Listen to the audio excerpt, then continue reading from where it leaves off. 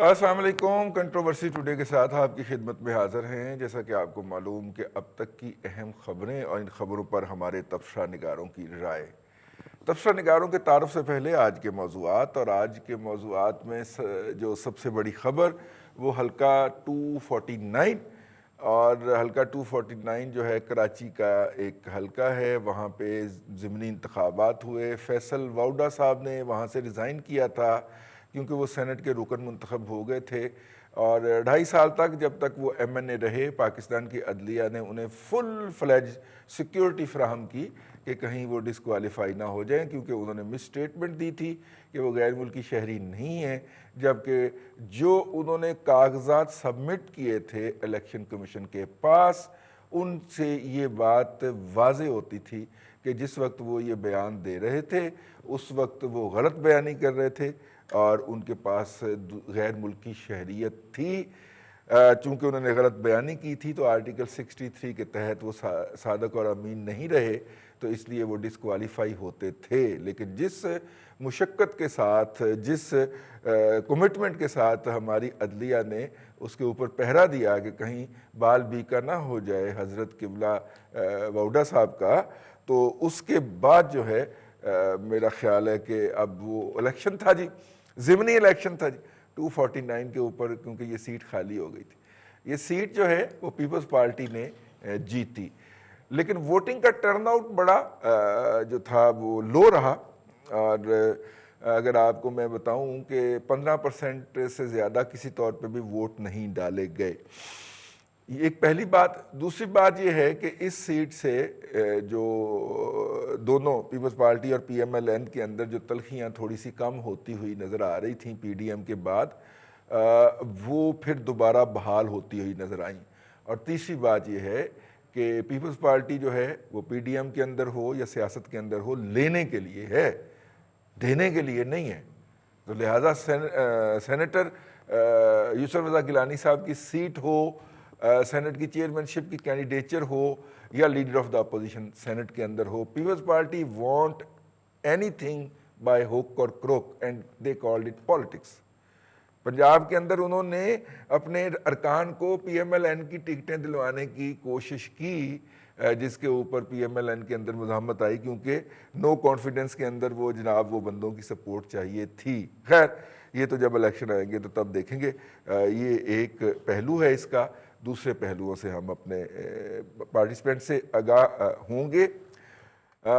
Corona جی، اور corona جو ہے وہ 131 افراد جو ہیں وہ جان سے گزر چکے ہیں گزشتہ 24 گھنٹوں کے اندر، اور اس کے علاوہ 5000 کے قریب مثبت آئے ہیں. لیکن آج بھی ہم جو تھے وہ ڈرتے ڈرتے مسجد کے قریب پہنچے تو وہاں پہ جو لوگوں کا کڑماس پڑا ہوا تھا، کڑماس اس کے لیے بہترین لفظ تھا. اس کے بعد دھوپ میں کھڑے ہو کے، اگرچہ آج کافی شدت کی دھوپ تھی، نماز پڑھ کے پیچھے سے بھاگ آئے، کیونکہ جس طرح لوگ کرونا کو خوش آمدید کہہ رہے تھے اور کرونا ایکسچینج پروگرام چل رہا تھا مسجد کے اندر، ہمت نہیں پڑی آگے جانے کی. یہ بھی جاری ہے، اور ساتھ میں یہ 131 افراد کے جاں بحق ہونے کی بھی باتیں جاری ہیں. اور کل ایک صاحب سے ملاقات بھی ہوئی جو اس بات پہ مصر تھے کہ کرونا نام کی کوئی چیز نہیں ہے. یہ کچھ باتیں ہیں، اور آج کے مہمانوں کا آپ سے تعارف کرواتے چلیں. آج ہمارے ساتھ اسٹوڈیو میں موجود ہیں خالد محمود صاحب. خالد صاحب کسی تعارف کے محتاج نہیں ہیں. آپ زندگی کا جو بھی شعبہ نکال لیں، کرکٹ سے لے کے بیوروکریسی تک اور تعلیم سے لے کے تعلم تک، خالد محمود صاحب جو ہیں وہاں پہ ایک پرومیننٹ فگر کے طور پہ آپ ان کو موجود پائیں گے. بہت شکریہ سر آپ کا تشریف لانے کا. ان کے ساتھ تشریف رکھتے ہیں ارسلان رفیق بھٹی صاحب، ہمدم درینہ اور سینئر صحافی ہیں، تجزیہ نگار ہیں. اور اسلام آباد سے ہمیں جوائن کریں گے، بلکہ پنڈی سے جوائن کریں گے جناب ممتاز بھٹی صاحب. ممتاز بھٹی صاحب جو ہیں وہ ہمارے دن میڈیا گروپ کے بیورو چیف ہیں اسلام آباد سے، اور سینئر صحافی تجزیہ نگار ہیں. بھٹی صاحب بہت شکریہ آپ کا جوائن کرنے کا. خالد صاحب سے شروع کرتے ہیں. سر 249 ضمنی الیکشن، سب سے سگنیفیکنٹ بات یہ ہے کہ جس پارٹی کا حلقہ تھا وہ 5ویں نمبر پہ آئی، یعنی جنہوں نے وہ حلقہ چھوڑا تھا. اور جبکہ دوسری دو پارٹیاں جن کا اس حلقے میں داخلہ ہی ممنوع تھا، یا ایک ہاری ہوئی پارٹی تھی وہ پھر ہار گئی PMLN، اور پیپلز پارٹی جو تھی وہ حلقہ لے اڑی۔ یہ کیا آئندہ کے الیکشن کا مظہر ہے؟ کچھ انڈیکیٹ کرتا ہے ووٹر کا مزاج، یا اور کیا ہے؟ بہت شکریہ رضی صاحب۔ میں سمجھتا ہوں کہ یہ جو الیکشن ہے وہ ہر ایک کے لیے لمحہ فکریہ ہے، سیاسی جماعتوں کے لیے جو اس میں شامل ہیں، پاکستانی قوم کے لیے، عوام کے لیے، آپ جیسے ماہرین کے لیے، سب کے لیے لمحہ فکریہ ہے۔ اور میرا ذہن تو اس طرف جا رہا ہے کہ کراچی شہر کی کیا قسمت ہے کہ جب سے پاکستان بنا ہے انہوں نے ہمیشہ بڑے اعلیٰ شعور کا مظاہرہ کیا ہے، بہت اعلیٰ شعور کا، یعنی اس کی اگر تفصیل میں جائیں تو بہت لمبی بات ہو جاتی ہے، لیکن آپ یہ دیکھیے کہ جب ملک میں آمریت کا دورہ تھا، پہلی فوجی آمریت، یہ وہ شہر تھا جو محترمہ فاطمہ جناح کے ساتھ کھڑا ہوا، بڑے زور شور سے کھڑا ہوا۔ اس کے بعد جب بھٹو صاحب کا زمانہ آیا تو وہ بھٹو صاحب کے ساتھ کھڑا ہوا۔ مطلب ہر وہ نئی لہر یا نئی ایک سوچ یا نئی جماعت یا نیا نعرہ جو بھی آیا، کراچی نے اس کو خوش آمدید کہا۔ مطلب وہ ایک تبدیلی چاہتے ہیں، وہ اپنے حالات سے مطمئن نہیں ہیں، وہ معاملات سے ان کی تسلی نہیں ہو رہی، تو بھٹو صاحب کے ساتھ کھڑے ہوئے۔ اس کے بعد آگے آپ چل کے دیکھیں، اصغر خان صاحب جو تھی ان کی جماعت، اس کو بھی انہوں نے بڑا اس زمانے میں خوش آمدید کہا تھا۔ اس کے بعد آگے چلتے جائیے تو جو بھی نئی جماعت آئی یا نیا نعرہ کوئی لے کے آیا، اس خیال سے کراچی نے اس کو خوش آمدید کہا کہ ہمارے حالات بہتر ہوں گے، شہر کی قسمت پلٹے گی۔ اسی میں جماعت اسلامی کو بھی آپ جانتے ہیں کہ جو سیٹیں تھیں وہاں ملتی رہی تھیں۔ اس کے بعد جماعت اسلامی کی کوئی کارکردگی جیسی تھی وہ آپ کے سامنے ہے۔ تو پھر اس کے بعد ایک نیا گروہ ابھرا جو تھا متحدہ قومی جماعت کا، MQM کا، وہ لوگ آئے، کراچی نے ان کو سارنکھوں کے بٹھایا، خوش آمدید کہا، پورے کا تن من دھن ان کے آگے اپنا نثار کر دیا، وہ بڑی دیر تک چھائے رہے، وہ بدلے۔ پھر دوبارہ پیپلز پارٹی نے وہاں پہ کچھ محنت کی، کامیابی حاصل کی۔ پھر اس کے بعد عمران خان آتے ہیں، وہ ایک نیا نعرہ، تبدیلی کا نعرہ لے کے آتے ہیں، اور کراچی نے اس جماعت کو بھی ساتھ آنکھوں پہ بٹھایا۔ آپ جانتے ہیں کہ جو پچھلا الیکشن تھا کراچی شہر میں کتنی کامیابی ہوئی تھی پاکستان تحریک انصاف کو، صوبائی اسمبلی کی بھی سیٹیں ملیں، قومی اسمبلی کی بھی سیٹیں ملیں، سب کچھ ملا، لیکن اب کارکردگی جو ہے وہ سب کے سامنے ہے۔ تو یہ میرے خیال میں کراچی کی انتہائی انہوں نے اپنی مایوسی کا اظہار کیا ہے، نظام سے بھی انہوں نے مایوسی کا اظہار کیا ہے، ان لوگوں سے بھی جن سے انہوں نے امیدیں وابستہ کی تھیں۔ اور تیسری بڑی مایوسی جو مجھے ہو رہی ہے ذاتی طور پہ کہ یعنی دو جماعتوں کو ہٹا کے اور تیسری جماعت لائی جا رہی تھی، وہ پھر وہ جماعت واپس آ رہی ہے، یعنی پیپلز پارٹی کا جیت جانا یہ ثابت کرتا ہے کہ پھر وہی برادری کی باتیں، پھر وہی پیسے کی۔ اب مندوخیل صاحب جو جیتے ہیں، ان کے ایک عزیز جو تھے وہ چیف سیکرٹری بھی رہ چکے ہیں، تو یہ بہت بڑے ٹھیکیدار ہیں، بہت بڑے سرمایہ دار ہیں۔ تو میرا خیال ہے، میں نے تفصیل تو نہیں ساری دیکھی، لیکن ظاہر ہے بہت پیسہ ویسا لگا ہوگا۔ تو آیا پھر کیا ہماری قسمت یہی ہے، یا کراچی شہر کی قسمت یہی ہے، پاکستان کے عوام کی قسمت بھی یہی ہے کہ وہ ایک نئے نعرے کے ساتھ اپنی امیدیں وابستہ کریں، نئے لوگوں کے ساتھ اپنی امیدیں وابستہ کریں، اور پھر لے دے کے واپس اسی طرف جانا پڑے کہ جس میں پیسہ بھی چلے، جس میں برادری ازم بھی ہو، جس میں مفادات بھی ہوں، جس میں وہ دھونس بھی ہو، دھاندلی بھی ہو، ساری چیزیں ہوں۔ یہ الیکشن جو ہے پوری طرح اس چیز کا اظہار ہے کہ کسی نئی سوچ کی، کسی نئی توقع کی کوئی گنجائش ہی نہیں ہے ہمارے نظام میں۔ تو یہ میں سمجھتا ہوں کوئی نئے اس کی گنجائش نہیں ہے۔ مایوسی کا اظہار کیا بھٹی صاحب، جناب خالد محمود صاحب نے۔ یہ بتائیے گا جناب ممتاز بھٹی صاحب، 15% ووٹ ہیں، جبکہ اگر آپ کو یاد ہو تو یہ وہ والے حلقے ہیں جہاں پہ لیڈ اس طرح طے ہوا کرتی تھی، 1,50,000 پورے کے پورے یہ جناب لیڈ ہے اپنا MQM کے کینڈیڈیٹ کی نا، یہ وہ والے حلقے ہیں، اور یہاں پہ 3.5 لاکھ ووٹ ڈلا کرتا تھا اور ریکارڈ ٹوٹا کرتے تھے۔ آپ کے اور ہمارے کولیگ آنکھ دبا کے ہمیں بتایا کرتے تھے اور مسکرا کے کہ یار آپ کو پتہ ہے ووٹ کیسے ڈلتے ہیں. تو کیا ایکچوئل ووٹنگ اتنی ہی تھی یا اتنی ہی ہوا کرتی تھی، یا ضمنی الیکشن اور رمضان کے باعث کچھ کمی واقعی ہوئی ہے اس کے اندر؟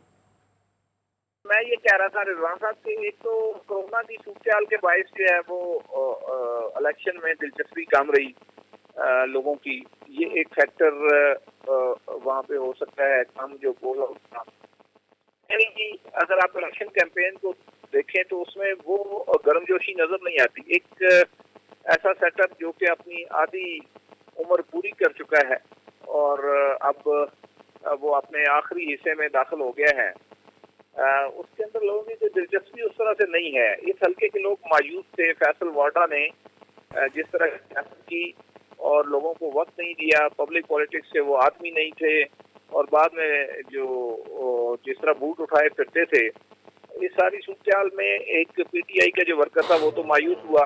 اچھا، پیپلز پارٹی جو ہے جس نے یہ سیٹ جیتی ہے، اس کو یہ لگتا تھا کہ شاید وہ اس کا اس میں کمپٹیشن بنتا ہی نہیں پہلے، اور شاید خاقان عباسی چل کے ان کے پاس گئے تھے اور انہوں نے جا کے منت سماجت کی تھی کہ آپ کا یہ الیکشن نہیں بنتا تو ہمیں سپورٹ کر دیں آپ تاکہ ہم جیت جائیں. تو جو بغیر تجزیے تبصرے اور لوگوں کے اندازے تھے وہ یہ تھے کہ شاید جو ایم کیو ایم ہے اور مفتا کمال ہے ان کے درمیان اصل مقابلہ ہوگا، لیکن وہ تو مقابلے سے سرے سے آؤٹ ہو گئے. بیچ میں سے نکلا ہی لبیک، اور لبیک کے بعد جو وہاں پہ حیران کن ووٹ ہے وہ پڑا پی ایم ایل این کو. ٹھیک ہے، میں ابھی یہ سن رہا تھا تبصرہ خالد صاحب کا کہ جو اپنا مصباح یہ ہے کیا نام ہے مصباح اسماعیل، وہ ایک جو ہے وہ مالدار آدمی ہے، لیکن یہ درست ہے کہ اس حلقے میں ان کی پریزنس اور ان کی پہلے سے ہی موجود تھی. اور دوسرا جو ووٹ پڑا ہے وہ پی ایم ایل این کے، میں یہ سمجھتا ہوں ذاتی طور پہ بہت سارے لوگ اس کو جو ہے وہ ہوا میں بات قرار دیں گے. دیکھیں، نواز شریف کی پارٹی سندھ میں مری نہیں تھی، اس نے مار دی تھی، اس نے گلا گھونٹ دیا تھا وہاں پہ. اس نے غوث علی شاہ جیسے لوگوں کو ضائع کیا، اس نے اور بہت سارے ایسے لوگوں کو پیپلز پارٹی کے رحم و کرم پر چھوڑ دیا جو ان کے خلاف کھڑے تھے، ایک عرصے سے جدوجہد کر رہے تھے. اپنے ورکروں کو ان کے رحم و کرم پر چھوڑ دیا پیپلز پارٹی کے اور ایم کیو ایم کے، اور طویل عرصہ چھوڑے رکھا. تو نواز شریف نے ظلم کیا اپنے کراچی کے ورکر کے ساتھ اور اپنے کراچی کے لیڈرز کے ساتھ، اور وہ بیچارے کچھ گھر بیٹھ گئے خاموش ہو کر، کچھ باقی جماعتوں میں پناہ لینے پر مجبور ہو گئے. فرسٹ ٹائم وہاں پر پی ایم ایل این کی طرف سے ایک اسٹرانگ، یہ مفتاح اسماعیل کوئی راہ چلتا ہوا آدمی نہیں ہے، یہ بڑا اسٹرانگ پولیٹیکل ورکر ہے، اور یہ اڈیالہ جڈیالہ بھگت آیا ہے. اس کو شاید خاقان عباسی کے خلاف وعدہ معاف گواہ بنانے کی کوشش ناکام ہو گئی ہے، اور اس لیے اس کو رسپانس ملا ہے وہاں سے. اور میرا خیال ہے کہ پی ایم ایل این اگر ہوش کے ناخن لے اور دوبارہ پنجاب کی سیاست صرف نہ کرے تو سندھ کے اندر اور سندھ کے ساتھ ساتھ بلوچستان کے اندر جو کچھ ہو رہا ہے وہاں پہ ان کا پوٹینشیل سپورٹر جو ہے وہ کھڑا ہو سکتا ہے دوبارہ سے، اور ورکر. اور کے پی کے اندر تو خیر اب ان کے لیے گنجائش اس طرح سے نہیں رہی ہزارہ کے سوا. وہاں پہ مولانا، پی ٹی ایم اور بہت ساری چیزیں آ چکی ہوئی ہیں، لیکن یہ دو جگہ ہیں جہاں پہ ان کی اسپیس بنتی ہے. اس الیکشن نے یہ ثابت کیا ہے کہ اگر یہ محنت کرتے ہیں تمام تر دباؤ کے باوجود. دیکھیں، ایک چیز بڑی کلیئر تھی کہ بنائی طور پہ پی ایم ایل این کی لیڈرشپ جو ہے وہ اس وقت اسٹیبلشمنٹ کو نام لے کر چیلنج کر رہی تھی. ایسے حالات میں ان کے کینڈیڈیٹ کو ووٹ پڑنا ٹھیک ہے، مفتا کی ذاتی ایفرٹ بھی اس میں شامل ہے، باقی لوگ بھی وہاں پر گئے، شاید خاقان عباسی جاتے رہے وہاں پہ، کچھ اور پی ایم ایل این کے لیڈر اس میں کیمپین میں جا کر شریک ہوئے. تو بیسیکلی یہ ایک جسچر تو اچھا تھا، پی ایم ایل این کو بھی ہلنے جلنے کا موقع ملا ہے. تو میرا خیال ہے کہ اس کو اتنی جلدی ان الفاظ کے نیچے دبا دینا کہ وہ ایک پیسے والا آدمی تھا اور اس لیے وہاں پہ ووٹ لے گیا، میرا خیال ہے کہ یہ ذرا زیادتی ہے. ایک بندے کے ساتھ جس نے گراؤنڈ کے اوپر جا کر ورکنگ کی، ڈور ٹو ڈور کمپین چلائی، वहाँ पर और मेहनत की उसके साथ। बिल्कुल ठीक है। वैसे भी अगर पैसे की बात हो तो ठेकेदारों के पास ज़्यादा पैसा होता है खर्च करने के लिए। 70 करोड़ में अगर वो सेनेट की सीट खरीद सकता है ठेकेदार बलूचिस्तान से, और पीटीआई अपने नाक के ज़रिए वो सीट उसको दे सकती है, तो इसका मतलब है ठेकेदार के पास ज़्यादा डिस्पोजेबल इनकम होती है यार।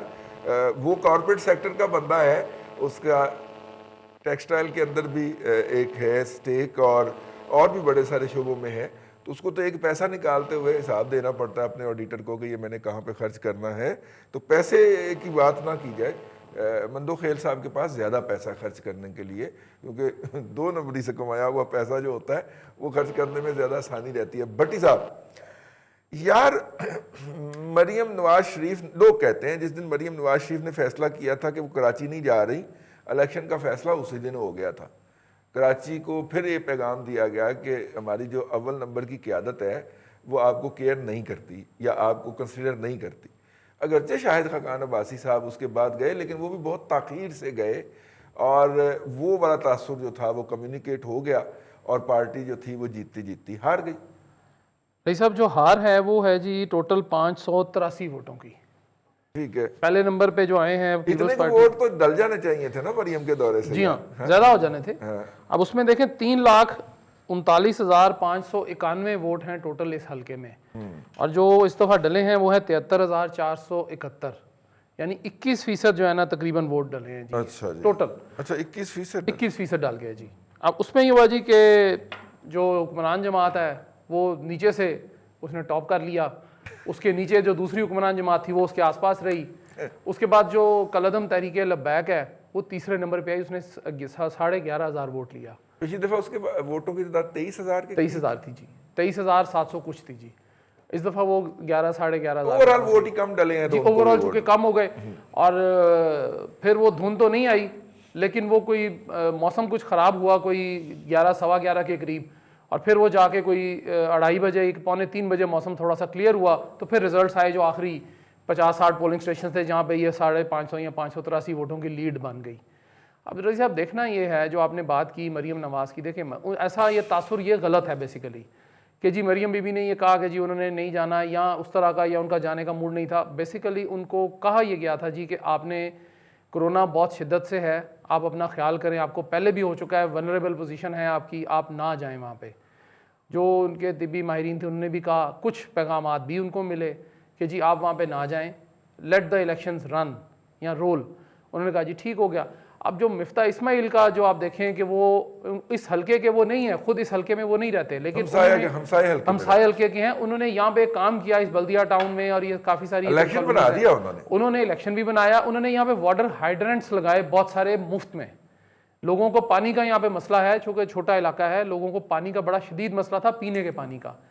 और वो जो लोग कहते हैं कि वो भी उन्होंने उस हलके में लगाए जो साथ वाला हलका है, यहाँ के लोगों को सिर्फ उन्होंने दिखाया कि मैं इस तरह के लगाऊंगा। जी बिल्कुल, तीन वाटर हाइड्रेंट्स जो हैं वो उधर लगे हैं, एक वाटर हाइड्रेंट जो है दोनों हलकों का मुश्तरका चौथा जो है उसमें उन्होंने कहा जी कि वो 3 तो मैंने सीरियन उस पर लगाए थे, मैं इसी तरह के आपके इलाके में, आपके इस हलके में लगाना चाहता हूँ।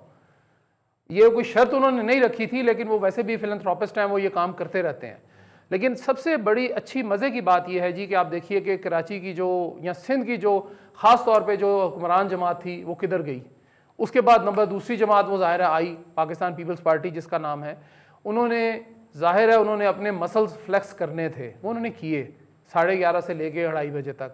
मतलब रईस साहब, या तो हो ना कि सियालकोट वाला मामला था, धुंध आ गई कि जी दूर दूर गाँवों के हल्के हैं, सारा शहर का हल्का है, 11:15 11:30 रिजल्ट रुके हैं 65 पोलिंग स्टेशनों पे। उसके बाद फिर आहिस्ता आहिस्ता आहिस्ता चले, फिर उसके बाद 12 बजे के करीब बिल्कुल रुक गए, फिर जाके 2:30 पौने 3 बजे एकदम आना शुरू हुए। बट साहब वो पोल्यूशन भी तो बहुत है ना शहर में। जी जी जी वो बिल्कुल ऐसे ही है, बिल्कुल ऐसे ही है। वो पोल्यूशन के अंदर जो है ना वो रिजल्ट कहीं आगे पीछे हो गए, वो कोई सड़क बंद हो गई, कोई वहाँ पे गंदा पानी होगा, सीवरेज का पानी होगा, या कूड़ा पड़ा होगा, हो सकता है वो ऊपर से घूम के आते हों बाईपास लेके।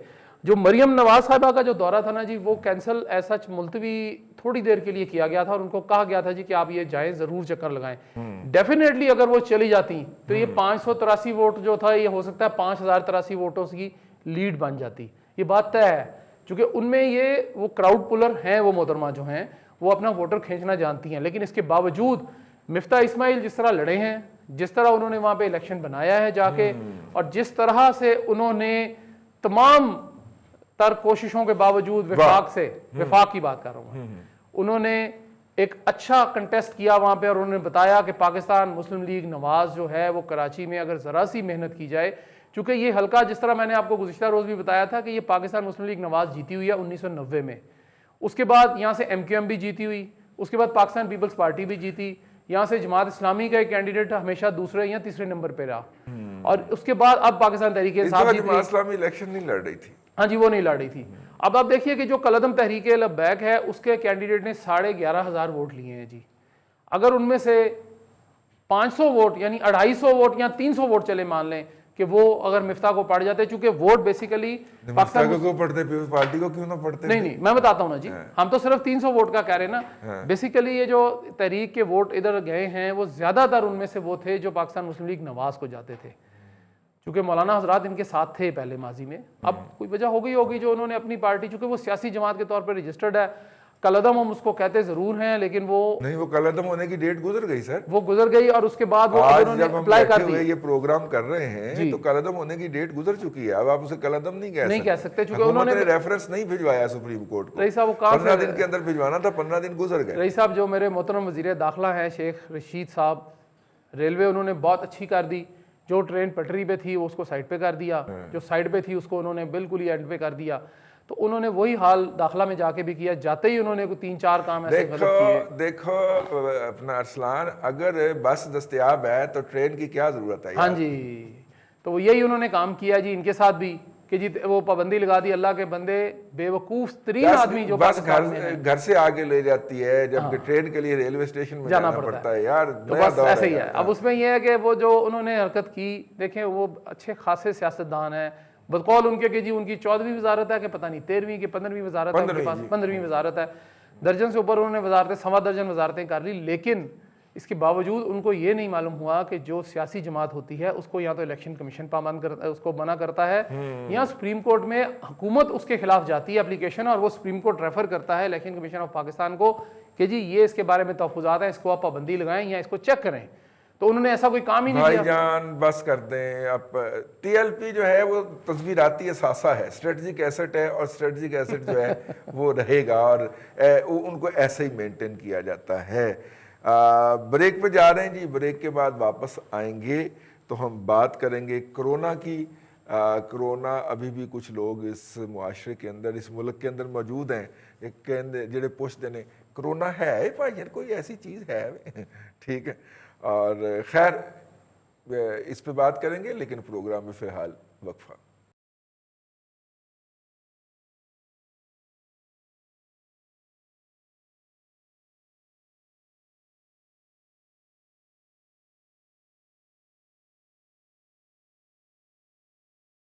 ویلکم بیک کنٹروورسی ٹوڈے کے اندر آپ کو ایک مرتبہ پھر خوش آمدید کہتے ہیں۔ کرونا جو ہے وہ بڑی لیتھل ہو گیا ہے، اور خدا نہ کرے اس کی اس طرح کی ڈبل میوٹنٹ جو وہ کیا کہتے ہیں جی، اس کی سخت جان قسم کی نسل وجود میں آ جائے، جیسی بھارت میں وجود میں آ چکی ہوئی ہے، وہ وجود میں آ جائے تو، لیکن بہرحال پاکستان کے اندر بھی حالات جو ہیں وہ کافی زیادہ کشیدہ ہوتے جا رہے ہیں۔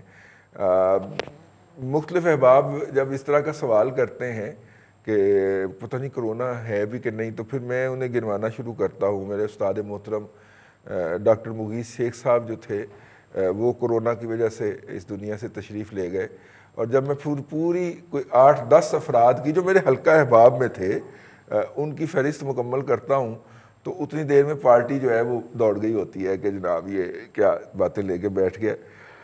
سر لوگوں کو نہیں یقین آ رہا، اور لوگ آپ دیکھیں کہ آج جمعے کے دن بھی بازاروں میں، مارکیٹوں میں، مساجد میں اسی طرح ہی موجود تھے۔ میں ارسلان بٹی صاحب سے شروع کر لیتا ہوں۔ بٹی صاحب کیا کریں یار، مطلب کہ لوگ نہیں مان رہے اس کو، اور جاں بحق ہونے والے افراد کی تعداد جو ہے، آپ دیکھیں لاسٹ سیکنڈ کے اندر جب 100 کو ٹچ کیا تھا تو ایک دم چیخو پکار ہو گئی تھی، اب 100 سے نیچے نہیں آ پا رہا، 200 کو ٹچ کر آیا ہے، 207 اور 201 تک بھی گیا ہے، ہمارا روزانہ کا ڈیتھ ٹول کا فگر ہے۔ اس کے بڑے بڑے کاؤنٹر نریٹو آ جاتے ہیں کہ دیکھیں جی 1.5 کروڑ آبادی کا شہر ہے لاہور, تو ایک دن میں اتنی ڈیتھ تو نارملی بھی ہو جاتی ہیں, تو آپ سینسیشنلائز کر رہے ہیں میڈیا والے. رئیس صاحب دیکھیں بات یہ اس میں یہ ہے کہ ہم تو بے احتیاطی کرتے چلے جا رہے ہیں اور ہم نے نہیں باز آنا.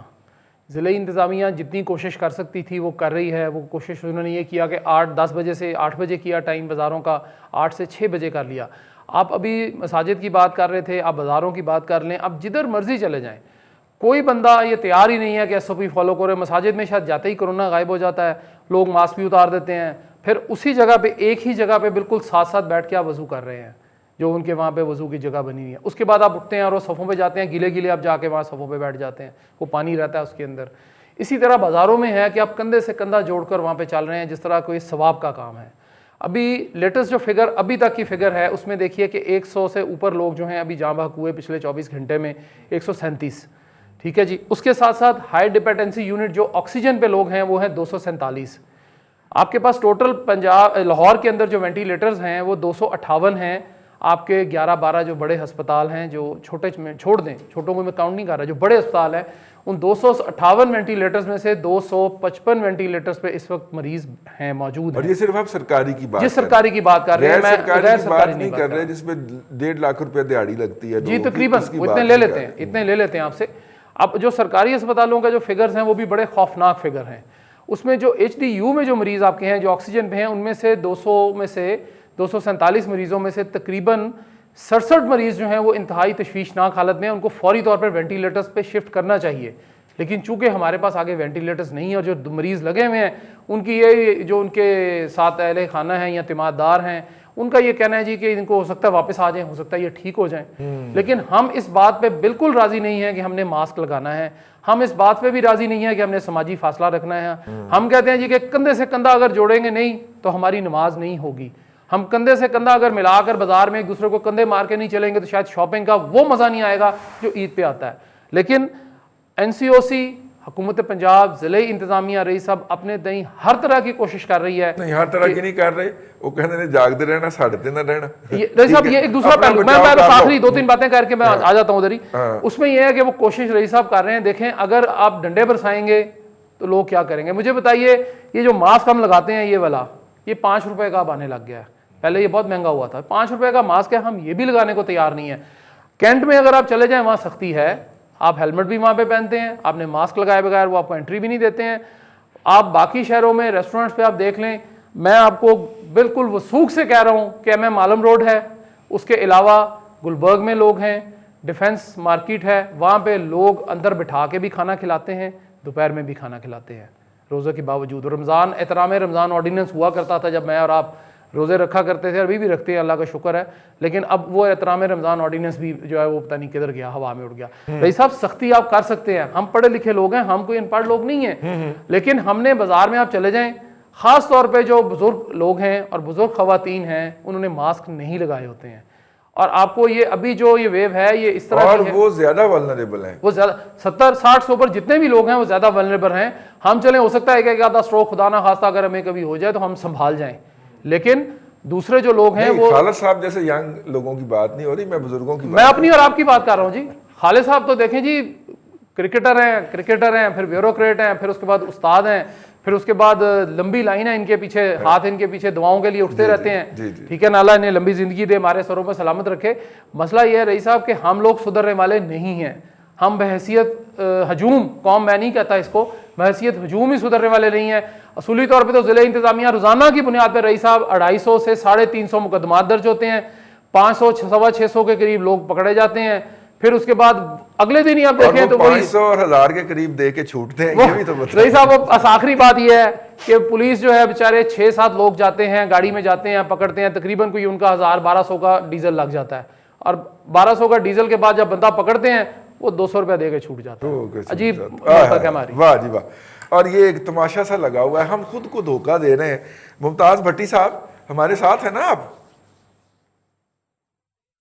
ہیلو بھائی, ممتاز بھٹی صاحب کی بات. جی جی جی بالکل.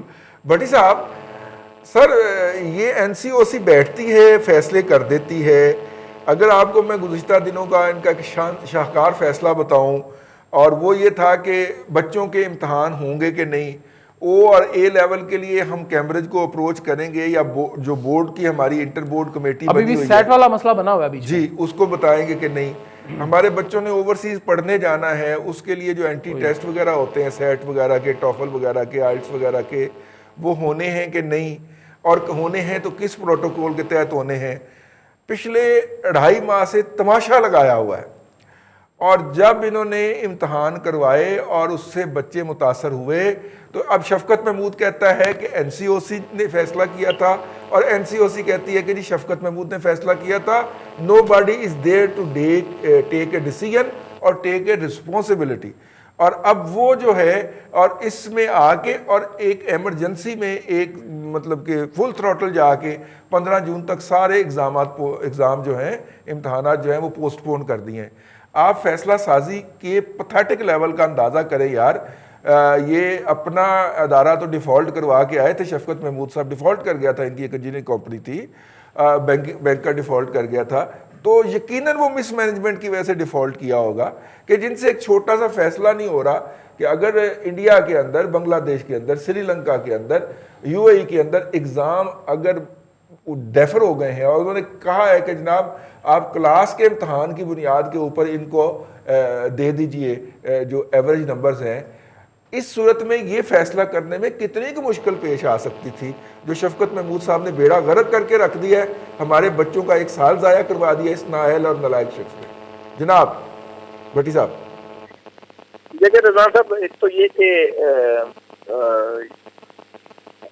تھوڑا سا فیصلہ سازی کا میں چونکہ میری علم میں ہے کچھ چیزیں تو میں آپ کو بھی جو پکچر کلیئر ہو جائے اور ہمارے ناظرین کو بھی. این سی او سی نے پچھلی دفعہ جب فیصلے کرنے شروع کیے یہی تھے جنرل حمود, یہی اسد عمر اور یہی ساری ٹیم تھی اور وہ کریکٹ ڈیسیژن لے رہی تھی. اس دفعہ عمران خان صاحب پہلے سے ہی آڑے آ گئے. انہوں نے کلیئر کٹ جو ہے وہ پالیسی دے رہی گورنمنٹ کی کہ نمبر 1 لاک ڈاؤن نہیں ہوگا. نمبر 2 عمران خان صاحب نے میڈیا کے اوپر بھی یہ بارہا کہا کہ ہم لوگوں کو بھوکے نہیں مرنے دے سکتے. جب دیکھیں نا, جب ایک chief executive of the country جو ہے رضوان رئیس صاحب اس حد تک پرسنل ہو جائے, وہ اس نے اس کو ایگو کا پرابلم بنا لیا اور اس نے فیصلہ کر لیا. یہ بھی دیکھیں نا ابھی بھی اب مکمل لاک ڈاؤن والی صورتحال نہیں ہے. پچھلی دفعہ مکمل لاک ڈاؤن ہو گیا تھا اگر آپ کو یاد ہو, اور اس وقت 57% پیشنٹ پچھلی دفعہ کی نسبت زیادہ ہیں. تو مجھے آپ بتائیں کہ جب پچھلی دفعہ آپ نے کیا تھا وہ غلط تھا یا آپ جو نہیں کر رہے وہ غلط ہے. تو عمران خان صاحب اڑے ہوئے ہیں رضوان صاحب. میں آپ کو کلیئر کٹ بتاتا ہوں, ساری پرپوزل انہوں نے ریجیکٹ کی. این سی او سی کی بھی تھی بند کمرے کے اندر, یہ میں آپ کو ذاتی طور پہ بتا رہا ہوں. شفقت محمود نے ضد کر کے, دیکھیں این سی او سی کے اندر کیا ہوتا ہے, این سی او سی ایک بیسیکلی سجیسٹو باڈی بن کر رہ گئی ہے. ڈیسیژن میکر جو ہے وہ این سی سی ہے, نیشنل کوآرڈینیشن کمیٹی. اور نیشنل کوآرڈینیشن کمیٹی کے اندر پہلے صوبے ضد کرتے تھے کہ جی لاک ڈاؤن نہیں کرنا پچھلی دفعہ.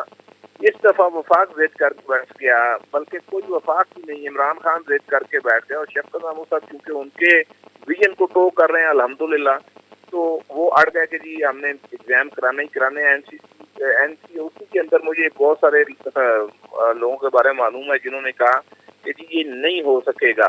ایون کہ جب پہلے دن جب ایگزام ہو رہے تھے تو میڈیا کے لوگوں نے جو ٹویٹ کر دی وہ ویڈیوز اور تصویریں جہاں پہ ایس او پیز کی خلاف ورزی ہو رہی تھی کھلم کھلا, تو اس شخص نے ٹویٹ کیا وزیر تعلیم شفقت محمود نے کہ nobody are making nonsense. یعنی کہ اس کا خیال یہ تھا کہ یہ جو لوگ واویلا کر رہے ہیں یہ نو باڈی ہیں. نو باڈی جو ہے جب پورے ملک میں سوشل میڈیا پہ کھپ پڑ گئی اور لوگوں نے کہا کہ اس شخص کے خلاف ایف آئی آریں ہم کٹوائیں گے اگر ہمارے بچے بیمار ہوئے یا ان کی جان کو اس کو نقصان پہنچا, تو یہ پتلی گلی سے بھاگ دیا. اور یہ تو آپ کو پتہ ہی ہے کہ تھوکنا, تھوک کے چاٹنا, چاٹ کر پھر تھوکنا, یہ تو پالیسی ہے, ٹھیک ہے نا. تو اب جب دیکھا کہ جی لوگ تو سیدھے ہو گئے ہیں تو اعلان کر دیا کہ جی چلیں آپ نہیں ہوں گے, ایس او پی کی خلاف ورزی ہو رہی ہے. تو دیکھیں basically chief executive of the country جو ہے اس کی ڈیسیژن میکنگ ناقص ہے میرے نزدیک, اور وہ نیچے والوں کو بادر نہیں کرتا. یہ میں آپ کو بڑا کابینہ کے اندر بھی لوگوں نے یہ کہا کہ جی معاملات خراب ہو جائیں گے، لیکن آپ کے پاس انڈیا جیسے ملک کے اندر ہیلتھ انفراسٹرکچر جو ہے کلیپس ہو گیا رضوان رضی صاحب برے طریقے سے، اور جو کچھ وہاں پر ہو رہا ہے وہ آپ کے سامنے ہے۔ پچھلی دفعہ آپ کے ہاں انڈیا کے تقریباً 1 مہینے بعد جو ہے وہ صورتحال زیادہ خراب ہوئی تھی۔ اب اس دفعہ بھی اگر انڈیا کے 1 مہینے بعد آپ کے ہاں صورتحال خراب ہوتی ہے، دیکھیں آپ ڈینجر زون سے اس وقت باہر ہوں گے جب جو پچھلی گراف ہے اس کے مطابق اس ٹائم زون سے آپ باہر نکل جائیں گے۔ یعنی کہ اگر آپ عید کے 15 دن بعد تک اسٹیبل رہتے ہیں اور آپ کے یہاں زیادہ پیشنٹ نہیں آتے، آپ کا ہیلتھ اسٹرکچر کلیپس نہیں کرتا، تو اٹ مینس کہ آپ آگے چلیں گے۔ حالات اس حکومت کے یہ ہیں کہ بڑی کھپ مچائی ہوئی تھی چودھری فواد نے سائنس انفارمیشن ٹیکنالوجی کے جب وزیر بنا، وینٹیلیٹروں کی کہ ہم نے خود اپنے ہی بنا لیں جی، مسئلہ ہی کوئی نہیں ہے، اور اب یہ کوئی قلت ہی نہیں رہ گئی۔ شبلی فراز نے آتے ہی کہہ دیا ہے کہ یہ تو ناقص ہیں اور یہ تو کام ہی نہیں آ سکتے، یہ وینٹیلیٹر جو خود ساختہ ہے ہمارے اپنے بنائے ہوئے ہیں، سیلف میڈ ہیں۔ اور شیخ رشید صاحب کہتے تھے کہ ریل کو میں نے ایسے کر دیا ہے جیسے امریکہ کی ریل اور یہ چین کی ریل، سوری امریکہ کی کہہ رہا ہوں، چین کی ریل کر دی تھی انہوں نے۔ تو بعد میں سواتی نے کہا کہ یہ اس کا تو بیڑا ہی غرق ہو گیا۔ تو یہ جس حکومت کی حالت ہو، ایک وزیر دوسرے کا آپریشن کرنے بیٹھا ہو مکمل طور پہ، اور بہت سارے ہیں، مثالیں دی جا سکتی ہیں، تو اس کے چیف ایگزیکٹو کا عالم یہ ہو کہ وہ اپنے جو ایک ایگو پرابلم ہے اس سے باہر نکل کر فیصلے نہ کرے۔ اور اب چونکہ پیپلز پارٹی نے لاک ڈاؤن مکمل کا فیصلہ کرنے والی تھی، تو انہوں نے کہا جی میں نے تو اب نہیں کرنا، سوال ہی نہیں پیدا ہوتا۔ انہوں نے ٹرانسپورٹ بند کرنے کا فیصلہ کیا بین الصوبائی، تو انہوں نے کہا جی کہ نہیں۔ تو مطلب یہ کہ جب آپ کے فیصلے اس طرح سے ہوں ضد اور انا کے اندر، تو اس کے عوام کا پھر اللہ حافظ ہو سکتا ہے۔ صورتحال اس وقت بھی یہ ہے رضوان رضی صاحب کہ ہمارے پاس جو گیس کیپیسٹی ہے کی پروڈکشن کی، اسٹیل مل تو کافی ہم بند کر چکے ہیں۔ بھٹی صاحب، حکومت کی کارکردگی تو اتنی زیادہ ہے کہ انہوں نے ایک اور وزیر بھرتی کیا ہے کہ جو آپ کو بتائے کہ حکومت کتنی اعلیٰ کارکردگی کر رہی ہے۔ وہ فیصل آباد والا جو ہے فروخ حبیب، ہاں وہ جو بھی حبیب ہے، جس کا بھی وہ حبیب ہے، میں نے بہت پہلے لکھا تھا، اگر آپ کو یاد ہو، کہ آزائی کا انقلاب آ گیا ہے اور اطلاعات کو نشریات سے الگ کرنے والے ہیں، اور وہ انہوں نے کر دیا۔ یہ تو میں نے آج سے مہینہ پہلے یہ بات لکھی کہ اس وقت جو آج رپورٹ جاری ہوئی ہے کہ پاکستان کے اندر فریڈم آف پریس جو ہے فرسٹ ایور کنڈیشن کے اندر ہے، آج کی رپورٹ اگر آپ پڑھیں، اور یہ کہا گیا کہ اسٹیٹ جو ہے وہ فریڈم آف پریس کے اندر سب سے بڑی رکاوٹ ہے، مقدمات قائم کیے جاتے ہیں صحافیوں کے اوپر، جان سے لوگ جو ہے وہ جاتے ہیں آزادی کے ساتھ خبر دینے کے اوپر، اور سیکنڈ جو ہے وہ مذہبی ایلیمنٹ ہے اور ایکسٹریمسٹ ہیں، اور تھرڈ جو ہے وہ فائنینشیل۔ چلے یہ تو جس ملک کے اندر یہ حالت ہو پھر، اور اس کی پالیسی ہو اس گورنمنٹ کی کہ ٹھیک ہے ان کو جو ہے دبا کے رکھنا چاہیے، تو پھر اس میں آپ کیا توقع کر سکتے ہیں؟ سچ کون بولے گا رضوان رضی صاحب؟ بالکل بولے گا وہ مارا جائے گا۔ بھٹی صاحب یہ رپورٹ مجھے واٹس ایپ کیجیے گا، یہ جو آپ نے جس کا حوالہ دیا ہے۔ خالد محمود صاحب کی طرف چلتے ہیں۔ خالد صاحب، بہت آپ بھی ماشاءاللہ پچھلے دنوں آپ نے ہمارے پروگرام میں تشریف لانے سے احتراز کیا، اور ہم اس کی ویلیو کرتے ہیں کہ یار کرونا ہے تو ہمیں آئسولیٹ کرنا چاہیے۔ آپ کی محبت کہ آپ نے تھریٹ کی کمی کے بعد دوبارہ یہاں پہ قدم رنجہ فرمایا، لیکن ہمارے جو لوگ ہیں وہ اس کے بارے میں سنجیدگی نہیں اڈاپٹ کر پا رہے سر، رویے اڈاپٹ نہیں ہو رہے۔ آپ کو پتہ رویے تو ٹاپ سے چلتے ہیں، تو میڈیا بھی شور مچا رہا ہے۔ یہ ہمارا پروگرام جو ہوتا ہے ہم روزانہ اس میں ایک سیگمنٹ کورونا پہ کرتے ہیں، یہ اسی سلسلے کی ایک کڑی ہے۔ حکومت کے وزراء بھی بیانات دیتے ہیں، پتہ نہیں میڈیا کے اندر اثر ختم ہو گیا ہے یا وزراء کی زبان کی تاثیر اٹھا لی ہے اللہ تعالیٰ نے کہ لوگوں کے اوپر کوئی اثر ہی نہیں ہو رہا سر۔ بہت مہربانی، میں ایک چھوٹی سی وضاحت کرنا چاہتا ہوں۔ میں نے جب شروع میں کرونا آیا تھا اس وقت یہ اعتراض کیا تھا، اور آپ کی کئی دفعہ دعوت ملنے پہ میں حاضر نہیں ہو سکا تھا، یہ بالکل بات درست ہے، لیکن وہ پھر آہستہ آہستہ وہ جیسے بندہ عادی ہوتا جاتا ہے، پھر میں نے کہا کہ چلو امیون لیکن اب تو میری امیونٹی ہے اس قسم کی، نہیں اب تو کہ میں ماشاء نے اللہ مکمل ویکسینیشن وغیرہ کرائی ہوئی ہے. لیکن رمضان کے مہینے میں میں نے ایک دو دفعہ یہ معذرت کی تھی آنے سے، کیونکہ وہ بالکل شام کی نماز اور تراویح کے اب ساتھ. دیکھیے نا، آپ نے پورے پریکاشنری میئر لیے نا، آپ نے ویکسین کروائی ہے، پھر آپ تشریف لائے. تو جہاں تک آپ یہ جو اس کا نوحہ پڑھ رہے ہیں، بلکہ آپ نے جو پہلے آپس میں گفتگو کی وہ میری طرف فکرے لڑکائے گئے اور میں نے سر جھکا کے اپنی جان بچاتا رہا. تو میں نے بڑا لطف اٹھایا ان فکروں سے. تو اصل بات یہ ہے کہ ہماری جو قوم ہے، آپ مجموعی طور پر اس کے بارے میں بھی گفتگو کریں. یہ ٹھیک ہے حکومت کی جو کارکردگی ہے وہ بہت ہی ناکامی ہے، یہ ٹھیک ہے کہ ہمارے کچھ شعبے جو ہیں اس طرح کا محنت نہیں کر رہے جس طرح کی ہونی چاہیے، یہ بھی ٹھیک ہے کہ انتظامیہ جو ہے وہ جیسے آپ نے کہا کہ جاگتے رہنا، ہم پہ نہ رہنا، یہ ساری باتیں درست ہیں. لیکن آپ پوری طرح اگر قوم کو دیکھیں، اس کا جائزہ لیں. اس کی ایک بات میں نے کہیں سنی تھی یا پڑھی تھی، بڑی دلچسپ بات ہے کہ اگر اس قوم کو یا شہر کو اعلان کر دیا جائے کہ کرفیو لگ گیا ہے، اگر آپ نکلیں گے باہر تو آپ کو گولی مار دی جائے گی، تو یقینی طور پہ لوگ نکلیں گے دیکھنے کے لیے کہ گولی مارتے ہیں کہ نہیں. اس قسم کی قوم ہے. اب میں آپ کو ذاتی تجربہ بھی سنانا چاہتا ہوں. تو جب میں نے کہیں پڑھا کہ وہ 40 سال کے زیادہ عمر کے لوگوں کو بھی، اب وہ 40 سے 50 والے، ان کو بھی یہ ویکسین لگے گی، ٹیکہ لگے گا. ہم بڑے خوش ہوئے. ہم نے فٹافٹ سارے لوگوں کو اکٹھا کیا، 3 4 5 جو بھی تھے، کہ ہم نے کہا بھائی آپ کی باری آ گئی ہے تو آپ لگوائیں ٹیکہ.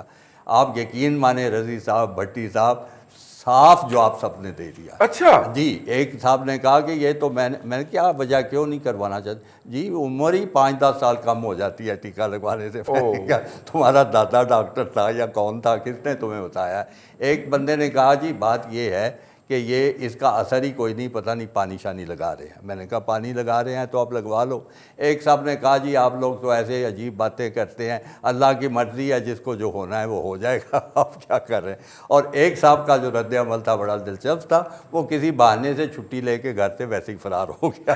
جب یہ سارا تو جب یہاں پہ ایسے رویے ہوں، ایسی سوچیں ہوں، ایسی جہالت ہو، تو آپ بتائیے کون سی انتظامیہ ہے جو ان کو ایجوکیٹ کر لے گی؟ کون سی حکومت ہے جو اس میں یہ شعور برداشت کرتے ہیں؟ میں آپ کو دعویٰ کرتا ہوں میرا اتنا کوئی اختیار تو نہیں ہے کہ اگر آپ کو میں کسی طرح پورا اختیار مل جائے حکومت چلانے کا، ملک چلانے کا، آپ بھی یہی کچھ کر سکیں گے جو کہ اس وقت ہو رہا ہے. وجہ یہ ہے کہ ہم اپنی قومی رویوں کو نہ درست کرنے کا سوچتے ہیں، نہ ان کے بارے میں کبھی کوئی ایجوکیٹ کرنے کی کوشش کرتے ہیں، نہ ہمارے گھروں میں ایسا ماحول ہے، نہ ہمارے اسکولوں میں ایسی تعلیم دی جاتی ہے. کھلا چھوڑا ہوا ہے لاہور. آپ کو یاد ہے زندہ دلانے لاہور کہلائے جاتے ہیں کہ اگر فرض کرو 2 ملکوں کی جنگ ہو رہی ہے، اوپر سے جہاز آ رہے ہیں فائرنگ کرنے کے لیے، تو چاہیے تو تھا نا کہ وہ خندقوں میں ہوں، چھپ جاتے، وہ کوٹھوں پہ چل کے چھتوں پہ چڑھ کے جناب مارنو. تو اب یہ معاملات ہیں. تو اب اس میں بتائیے کیا کیا جائے. میرا خیال یہ ہے کہ سب لوگوں کی ذمہ داری ہے، عام لوگوں کی بھی، میڈیا کی، حکومت کی، کہ وہ لوگوں کو ان کو احساس دلائیں کہ یہ بڑی مصیبت ہے، کوئی اس میں شک و شبہ نہیں. اور پھر یہ بھی درست ہے کہ یہ اس کے ویریئنٹس نئے سے نئے آتے جا رہے ہیں. ایک دفعہ فرض کریں جو ولایت سے کوئی آیا کرونا، اس کو بھی لوگوں نے سنبھال لیا، پھر کسی اور جگہ سے آیا. اب جو بدقسمتی کی بات ہے، اگر یہ درست ہے تو جو ہندوستان میں جو نئی ویو، جو نئی لہر آئی ہوئی ہے، وہ لہر یہ بتائی جا رہی ہے پرانی کرونا جو تھا اور جو آج ہمارے پڑوسی ملک میں ہے، اللہ ان پہ بھی رحم کرے، وہ بھی انسان ہیں سارے کے سارے. اور میں بڑا خوش ہوں کہ حکومت پاکستان نے، ہمارے انٹلیکچوئل نے، ہمارے سیاستدانوں نے ان کے لیے اچھے پیغامات اظہار کیا، اس کا اور ان کی مدد کی بھی کوشش کر رہے ہیں. کیونکہ ایک تو ویسے ہی انسانی جو ہمدردی ہے اور تعلق ہے، اس سے مدد ہونی چاہیے. پھر یہ ہے کہ ان کی مدد کرتے ہوئے ہم اپنی مدد خود کر رہے ہیں، کیونکہ اگر وہاں پہ وہ بڑھے گا تو وہ لاحالہ ہماری طرف آئے گا.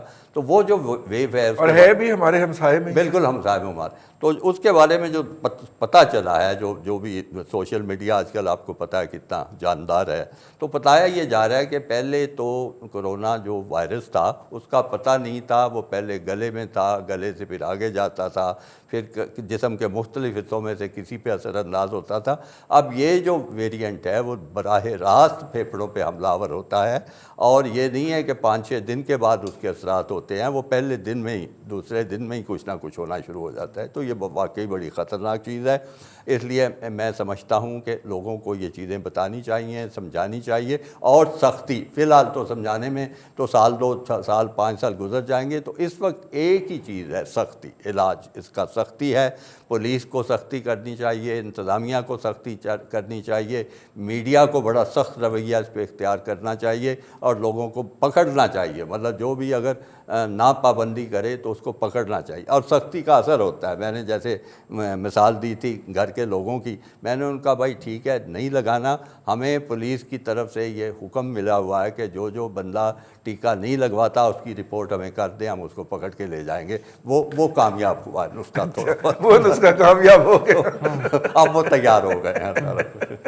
ہاں ٹھیک ہے، انہوں نے کہا جی پولیس سے جا کے تو ٹیکے لگوانے ہیں تو ایک ٹیکہ لگوایا ہے بھٹی صاحب۔ چلیے جی، بہت شکریہ تمام احباب کا، جناب ممتاز بھٹی صاحب، خالد محمود صاحب اور جناب ارسلان بھٹی صاحب۔ آج کے پروگرام سے اتنا ہی، کل پھر آپ سے ملاقات ہوگی، بلکہ اگلے پیر کو ملاقات ہوگی نئے مہمانوں کے ساتھ۔ اپنا خیال رکھیے گا، اللہ حافظ۔